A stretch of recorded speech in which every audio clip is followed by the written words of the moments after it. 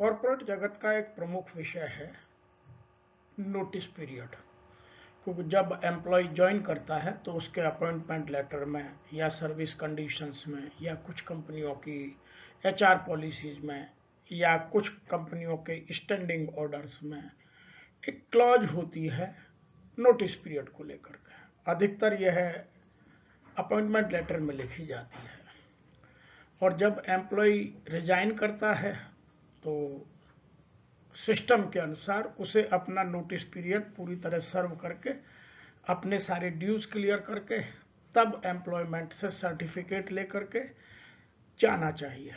लेकिन वर्तमान में जो सोसाइटी में परिवर्तन हुआ है वो कॉरपोरेट में एम्प्लॉयज में भी परिवर्तन हुआ है। यंग एम्प्लॉयज आज की डेट में रिजाइन करके एब्सकॉन्ड हो जाते हैं या मेल से रिजाइन भेज देते हैं और फिर उसके बाद ढूंढे नहीं मिलते हैं। तो ये एक आम समस्या हो गई है। और अभी इसी तरह का एक केस गुजरात की एक डिस्ट्रिक्ट कोर्ट ने डिसाइड किया है, जिसको लेकर के काफी कुछ हंगामा मचा हुआ है। उसमें 5 लाख वसूल करने की बात की गई है। तो आइए आज इसी विषय को समझते हैं कि नोटिस पीरियड क्या होता है, कैसे सर्व करना चाहिए, इसके एम्प्लॉय को क्या फायदे हैं, इसके एम्प्लॉयर को क्या फायदे हैं और यह क्यों जरूरी है। यंगस्टर्स को या जितने भी मिलेनियल्स हैं जो अब नए बच्चे एम्प्लॉयमेंट में जा रहे हैं उसकी इसकी इम्पोर्टेंस को जानना बहुत जरूरी है।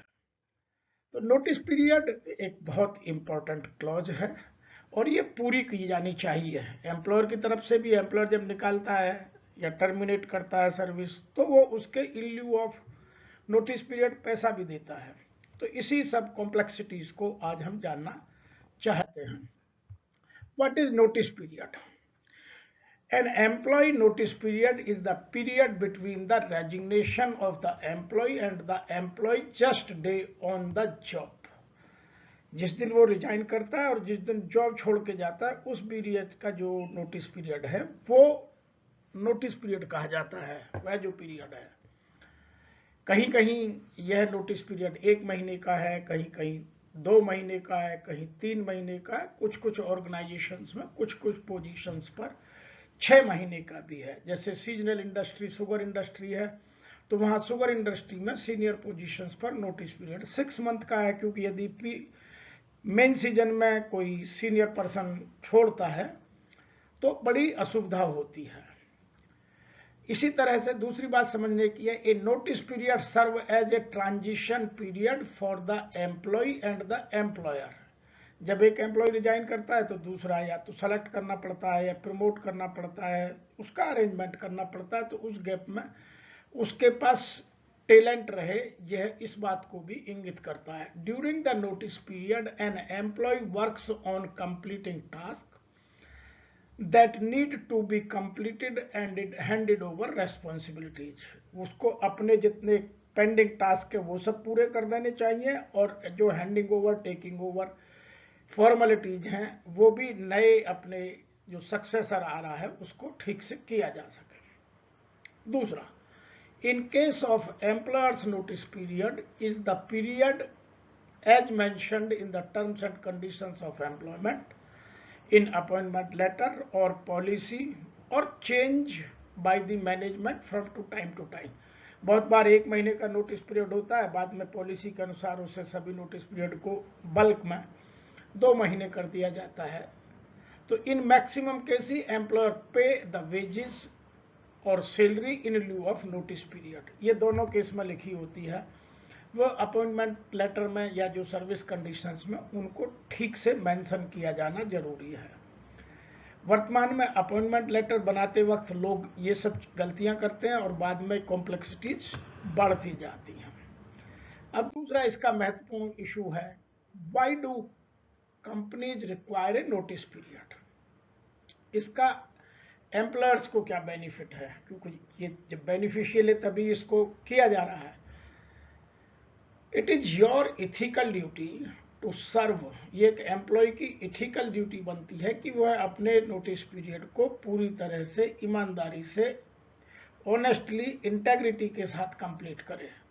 और जैसे ही उसको उसका रिप्लेसमेंट यदि पहले मिल जाता है तो वह रिक्वेस्ट करे, पहले भी उसको रिलीव किया जा सकता है। Serving notice period ensure a smooth transition by allowing for the hiring and training of new team members. क्योंकि जो आदमी छोड़ता है उसके पास बहुत सारे अपने एक्सपीरियंसेस, बहुत सारी विजडम, बहुत सारे उसके निटिग्रिटीज, बहुत सारी उसकी नॉलेज उसके पास होती है, तो वो नेक्स्ट एम्प्लॉय को जो उसकी जगह ज्वाइन कर रहा है या प्रमोट होके आ रहा है उसको वह ठीक से हैंड ओवर करे। तो ये एक एडमिनिस्ट्रेटिव एंड फाइनेंशियल रिक्वायरमेंट है जो पूरी की जानी चाहिए एम्प्लॉयर का। ये बेनिफिट है। एम्प्लॉय को क्या बेनिफिट है? By serving notice period you can an employee can your firm on positive note, उनके रिश्ते मजबूत बनते हैं। कभी यदि री एम्प्लॉयमेंट की कंडीशन आती है तो वह अच्छे नोट के साथ जाता है, तो री एम्प्लॉयमेंट का बेनिफिट रहता है। Maintain good relationship with team and employer, हमेशा अच्छे संबंध रहते हैं। This shows respect and courtesy to the employer, कि आपने जितने दिन वहां काम किया है उसके प्रति ये कर्टसी शो करती है। Living on a good note is crucial as it ensure you receive positive feedback and references for future opportunities। तो ये एक एम्प्लॉय को बेनिफिट है। ये दोनों पक्षों को जानना बहुत जरूरी है, क्योंकि यदि मार्केट में एक एम्प्लॉय की अच्छी गुडविल है तो उसको जॉब मिलने में, उसका रेफरेंस दिए जाने में बहुत सारे बेनिफिट होते हैं। आइए अब इसका तीसरा समझते हैं कि नोटिस पीरियड में क्या करना चाहिए एक एम्प्लॉय को। कम्युनिकेट प्रोफेशनली, उस टाइम में लूज टॉक या गॉसिप से बचना चाहिए। दूसरा, कंप्लीट पेंडिंग टास्क, जितने भी आपके काम पेंडिंग हैं वो एक एक ढूंढ ढूंढ करके कंप्लीट करने चाहिए। तीसरा, ट्रेन योर रिप्लेसमेंट, जो आपका रिप्लेसमेंट एम्प्लॉयर तैयार कर रहा है उसको आप ट्रेन करें, एजुकेट करें, उसको नॉलेज शेयर करें, ये करना बहुत जरूरी है। कीप दैट प्रोडक्टिविटी गोइंग, आप उस पीरियड में मस्ती के मूड में ना आ जाएं, कंफर्ट जोन में ना आ जाएं, आपका जो नॉर्मल ड्यूटी बनती थी जिस तरह से करते थे उसी तरह से करें। मेंटेन प्रोफेशनलिज्म, ये मैंने इसलिए लिखा है कि कई बार एम्प्लॉयर और एम्प्लॉय के जो रिजाइन करता है संबंध खराब हो जाते हैं और वो नॉन प्रोफेशनल एक्टिविटीज करता है।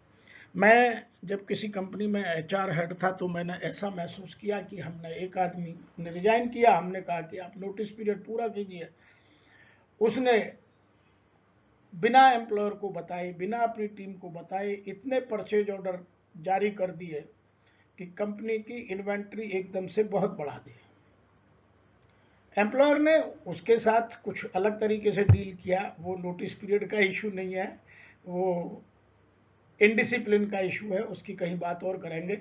लेकिन उसने प्रोफेशनली मेंटेन नहीं किया अपने आप को, अनइथिकल हो गया, नॉन प्रोफेशनल हो गया, जिससे उसको भी प्रॉब्लम हुई और एम्प्लॉयर को भी इन्वेंट्री मेंटेन करने में या जो उसके सप्लायर थे उनको रिक्वेस्ट करके रोकने में बड़ी प्रॉब्लम हुई। तो जब भी आप नोटिस पीरियड में हो तो मेंटेन प्रोफेशनलिज्म। नंबर 6 है clear all your dues and collect new dues certificate. उस पीरियड में जो आपके ड्यूज हैं, कुछ लोग लाइब्रेरी से बुक्स ले लेते हैं, कुछ के पास अच्छे टूल्स एंड टैकल्स होते हैं, कुछ इक्विपमेंट होते हैं, उन सबको जमा कराइए, उनका न्यू ड्यूज सर्टिफिकेट लीजिए और एक हेल्दी नोट के साथ, गुड नोट के साथ आप जाइए। तो ये करना चाहिए, डूज है। क्या नहीं करना चाहिए, मैं डोंट्स की बात करता हूँ। Do not violate the company policies, जो कंपनी की पॉलिसीज हैं उनको कभी वायलेट मत कीजिए। टाइम से आना, टाइम से जाना, डिसिप्लिन शो करना, रेस्पेक्ट रखना। ये नहीं है कि आपने एक बार रिजाइन कर दिया तो नाउ यू आर फ्री। ये अक्सर लोग गलती करते हैं और बड़ी प्रॉब्लम्स होती हैं। दूसरा, do not neglect the hand over procedure, जब आप जाएं तो हैंड ओवर, टेक ओवर दे करके, डॉक्यूमेंट साइन करके, बाद में कई बार एम्प्लॉय कहता है कि आप हमारा ये फाइल गायब कर गए या ये डॉक्यूमेंट नहीं मिल रहा है। ऐसी प्रॉब्लम्स मैंने बहुत महसूस की हैं, बहुत देखी हैं लाइफ में। इसीलिए एक अच्छे प्रोफेशनल्स की ये जरूरत है कि वो कभी भी हैंड ओवर प्रोसीजर को नेग्लेक्ट ना करें, अपना एक नोट बनाए क्या क्या इंपॉर्टेंट डॉक्यूमेंट्स कहाँ कहाँ हैं और किस किस को हैंड ओवर किया। तीसरी, do not leave on bad note. जब आप रिजाइन कर रहे हैं तो उस एम्प्लॉयर के साथ आप बैड नोट में कभी मत कीजिए। और मैं तो एम्प्लॉयर्स को भी रिक्वेस्ट करता हूं कि एम्प्लॉयर एम्प्लॉय के जाने के बाद जो फीडबैक नेगेटिव देते हैं वह भी गलत है।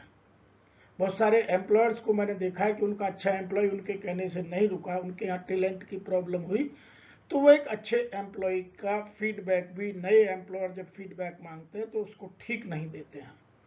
ये दोनों तरफ से इशू है, तो ना एम्प्लॉयर को ना एम्प्लॉय को, दोनों को इस चीज का ध्यान रखना चाहिए। इस तरह की एक्टिविटी किसी को नहीं करनी चाहिए। नंबर 4 है, do not leave without formal goodbye mail.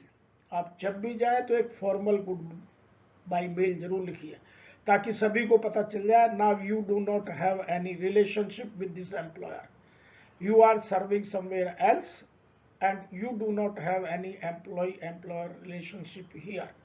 क्योंकि मार्केट में कई बार बहुत प्रॉब्लम, जो मार्केटिंग में होते हैं वहाँ बहुत प्रॉब्लम आती है, जो लोग लाइजन में होते हैं वहाँ प्रॉब्लम आती है, जो लोग कॉन्ट्रैक्ट पर कहीं प्रोजेक्ट पर काम करते हैं वहाँ प्रॉब्लम आती है। तो इसीलिए आपको इन चीज़ों को बहुत ध्यान से करना है और इस तरह की गलतियां नहीं करनी है।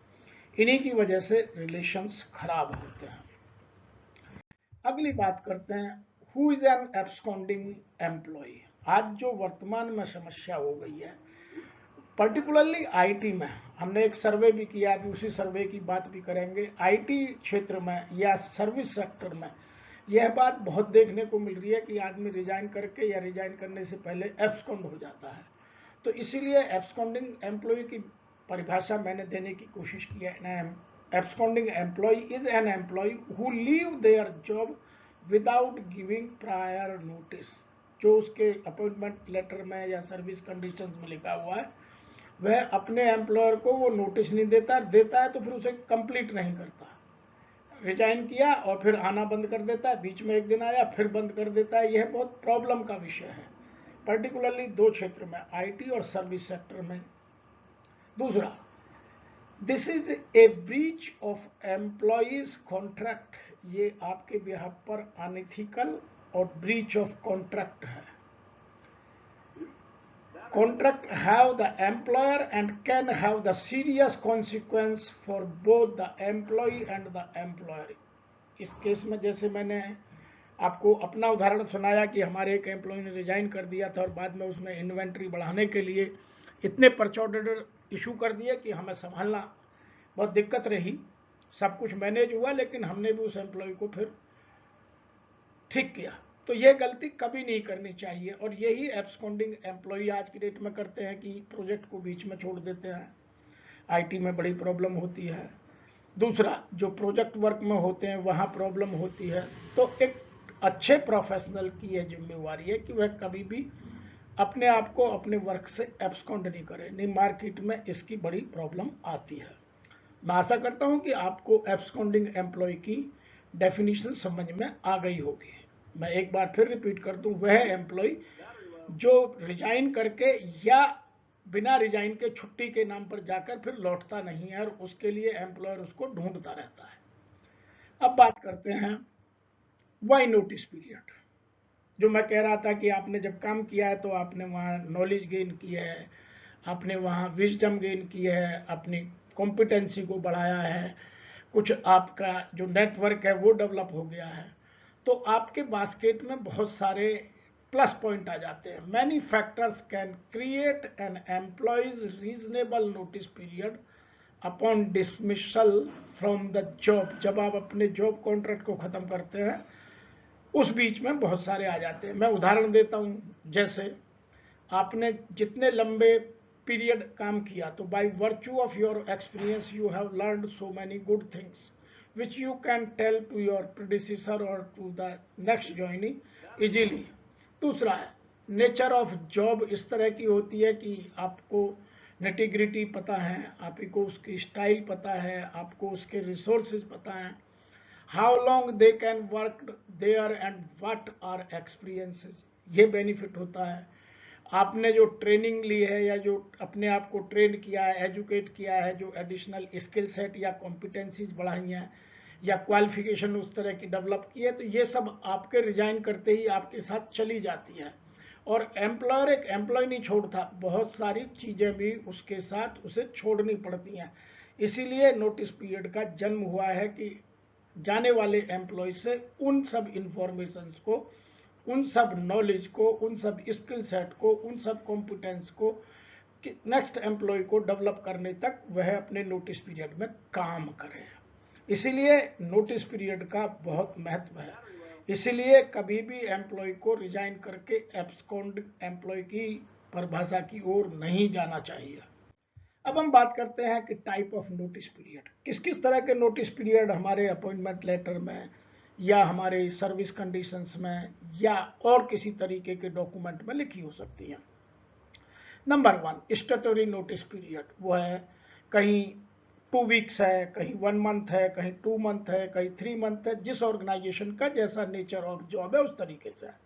दूसरा कॉन्ट्रैक्चुअल नोटिस पीरियड, यदि आपको कोई कॉन्ट्रैक्ट एम्प्लॉय की तरह रखा गया है तो आपको कितने दिन पहले छोड़ सकते हैं, कितने दिन का नोटिस देना आवश्यक है, तो वो कॉन्ट्रैक्चुअल नोटिस पीरियड कहला जाता है। तीसरा है प्रोबेशनरी, जब आप ट्रेनिंग में हैं, जो नए आज के मिलेनियल्स की मैं बात कर रहा हूँ, जो टैलेंट रिटेंशन के नाम पर आज प्रॉब्लम आने लगी है, एट्रिशन के लिए एचआर डिपार्टमेंट को बहुत मेहनत करनी पड़ रही है, वो प्रोबेशन पीरियड में बहुत सारे लोग छोड़ते हैं। तो प्रोबेशनरी नोटिस पीरियड एक होता है। एक होता है payment in lieu of notice, यदि आपको बहुत ज़रूरत है और एम्प्लॉयर को भी कई बार किसी कारण से अपने एम्प्लॉय को वर्क प्लेस पर नहीं रखना है, तो वह लिखते हैं either you have to serve during the notice period और you have to pay in lieu of notice period. तो जो जैसी परिस्थिति जहां अराइज होती है उस तरह से उसको डील करना आवश्यक है। नंबर 5 है गार्डन लीव, ये बड़ी गजब डेफिनेशन है गार्डन लीव। ये भी एक नोटिस पीरियड किया कि आप काम पर तो आएंगे लेकिन सीट पर बैठकर कोई काम नहीं करेंगे। आप सुबह अटेंडेंस मार्क करेंगे, शाम को अटेंडेंस मार्क करेंगे, बीच में कहीं आप जा सकते हैं। You will not work at all but you will come to the workplace every day. इन्हें गार्डन लीव कहा जाता है। एक है 0 आवर कॉन्ट्रैक्ट, मैंने अभी रिजाइन किया और मैं जा रहा हूं, ऐसे यदि संभव है तो बहुत जगह लिखा जाता है 0 आवर कॉन्ट्रैक्ट से कभी कोई टर्मिनेट कर सकता है। तो ये मोटे मोटे 6 प्रकार के नोटिस पीरियड देखने को मिलते हैं। आप किस पीरियड से गुजर रहे हैं, किस तरह की ऑर्गेनाइजेशन में काम कर रहे हैं, ये आपके ऊपर निर्भर करता है। और नेक्स्ट हम बात करते हैं सर्वे ऑन नोटिस पीरियड। अभी हमने आईटी के लिए एक सर्वे पढ़ा जो पीपल मैटर्स ने अपने यहाँ किया, उसी रिसोर्स से मैंने ये इंफॉर्मेशन उठाई है। उसने खास तौर से 2800 एम्प्लॉय जो आईटी कंपनी में, जैसे टीसीएस है, विप्रो है, एसेंचर्स है और इस तरह की बड़ी कंपनी है जो बड़े शहरों में काम करते हैं लोग, बेंगलोर है, मैड्रास है, दिल्ली है, हैदराबाद है, मुंबई है, चेन्नई है, इन सबको उन्होंने पिक किया है। उनमें क्या डेटा आया, 3 डेटा बड़े चौंकाने वाले हैं, समझिएगा। 8 आउट एवरी 10 एम्प्लॉयज, 10 में से 8 employees cited favoritism to play a part with the employees being relieved earlier than their stipulated notice period। ऐसा 10 में से 8 एम्प्लॉय ने फीडबैक दी है कि उनके एम्प्लॉयर फेवरेटिज्म करते हैं, जिन लोगों के साथ उनके अच्छे रिलेशन है बॉस लोगों के लिए, उन्हें नोटिस पीरियड से पहले छोड़ दिया जाता है और जिनको जानबूझकर परेशान करते हैं उनको देर तक रखा जाता है, कंप्लीट नोटिस पीरियड किया जाता है। एक सर्वे की फाइंडिंग है। दूसरी finding, knowledge transfer is another debated issue as 91% of employees are of the opinion that efficient knowledge transfer is not valid reason that justify a prolonged notice period। 91% लोगों ने ऐसी फीडबैक दी है कि एम्प्लॉयर अपनी इस knowledge transfer वाले logic को ठीक से नहीं समझा पाते, उसकी जरूरत नहीं होती, केवल उसका मिसयूज करते हैं, नोटिस पीरियड को प्रोलॉन्ग्ड करते हैं ताकि एम्प्लॉय को अगली जगह ज्वाइन करने में असुविधा हो। तो दोनों एम्प्लॉयर के नेगेटिव हैं। तीसरी, 93% of employees said that they were inconvenienced by 3 months। 3 महीने के नोटिस पीरियड की कोई आवश्यकता नहीं है और ना ही उन्हें 3 महीने के लिए फोर्स किया जाना चाहिए नई अपॉर्चुनिटी को मिस करने की, क्योंकि नया एम्प्लॉयर भी जल्दी में होता है, वो नहीं वेट कर सकता है। तो ये कहते हैं 3 महीने का नोटिस पीरियड की आवश्यकता नहीं है, इससे कम होना चाहिए। मैं आपको एक डेटा और दूंगा अभी। तो 90% लोग ऐसा बोलते हैं। उनमें से मैं आपको एक डेटा और दे रहा हूं। Around 83% feel that 1 month notice is the ideal length of the notice period that IT company should enforce. IT company में या सर्विस सेक्टर में 1 month notice period is good enough. जो ये 3 महीने का, 6 महीने का, 4 महीने का नोटिस पीरियड लिखते हैं, ये रॉन्ग प्रैक्टिस है, अनएथिकल प्रैक्टिस है, जिस तरह के डेटा इस सर्वे ने दिए हैं। इस सर्वे के अतिरिक्त मैंने कई और सर्वे में खुद भाग लिया है और बहुत तरह के डेटा आए हैं। दोनों तरफ से इथिकल और अनएथिकल प्रैक्टिसेस की बात होती है, लेकिन फिर भी मैं यही कहूँगा कि नोटिस पीरियड एक इम्पोर्टेंट क्लॉज है, उसको एम्प्लॉय को ऑनेस्टली विद इंटेग्रिटी अपना काम करते हुए पूरा करना चाहिए। दूसरी बात, जो आज का एम्प्लॉय है, जो यंग टीम है, जो मिलेनियल्स हैं, उनका डेटा है, according to the survey 83% of Indian employees have said the government should stipulate the notice period to a month। Government को एक पॉलिसी के तहत ही इसको 1 महीने के लिए बना देना चाहिए। इसका मतलब इसका इम्पैक्ट शॉप फ्लोर पर इतना है कि जब भी आदमी जब एक अनएम्प्लॉय रिजाइन करता है तो उसका इम्पैक्ट उसके वर्क पर या उसकी न्यू ज्वाइनिंग पर नजर आता है। तो यह बड़ा विषय है। एम्प्लॉय को भी, एम्प्लॉयर को भी इसको ऑनेस्टली, प्रोफेशनली डील करने की आवश्यकता है। और यदि इसमें कहीं अनएथिकल बिहेवियर किसी भी पार्ट पर होता है तो उस ऑर्गेनाइजेशन की गुडविल भी दांव पर रहती है और उस एम्प्लॉय की गुडविल भी दांव पर रहती है। जो अहमदाबाद कोर्ट ने ऑर्डर पास किया है वो कुछ इसी तरह का है। वहां जो लड़की काम करती थी, वह जब प्रोबेशन पीरियड में काम की थी तो उसने बहुत सारी नॉलेज एक्वायर की, बहुत सारे स्किल गेन की, बीच बीच में छुट्टी मारती और फिर रिजाइन करके वो आई ही नहीं, जिसको उस एम्प्लॉयर को ये महसूस कर हुआ कि वो एब्सकॉन्ड हो गई है। उस केस में उन्होंने पहले उसको ढूंढने की कोशिश की, फिर भी नहीं आई तो उसके खिलाफ कोर्ट में केस हुआ, फिर उससे 5 लाख की वसूली का कोर्ट ने ऑर्डर किया। और यदि आपने इस तरह का ऑर्डर या बॉन्ड कोई साइन किया है या कॉन्ट्रैक्ट या अपॉइंटमेंट लेटर साइन किया है, उसमें जो टर्म्स एंड कंडीशंस लिखी हुई हैं वो इथिकल वे में, प्रोफेशनल वे में पूरा किया जाना आवश्यक है। आज इतना ही। यदि आपको ये लेबर लॉ से रिलेटेड जानकारी अच्छी लगती है तो इस चैनल को सब्सक्राइब कीजिए, लाइक और कमेंट शेयर कीजिएगा और अपने मिलने जुलने वालों को इस तरह की जानकारी से अवगत कराइएगा। और हमें लिखिएगा आप किस और विषय पर इस तरह की जानकारी लेना चाहते हैं। आपका मेरे चैनल को देखने का, सब्सक्राइब करने का बहुत बहुत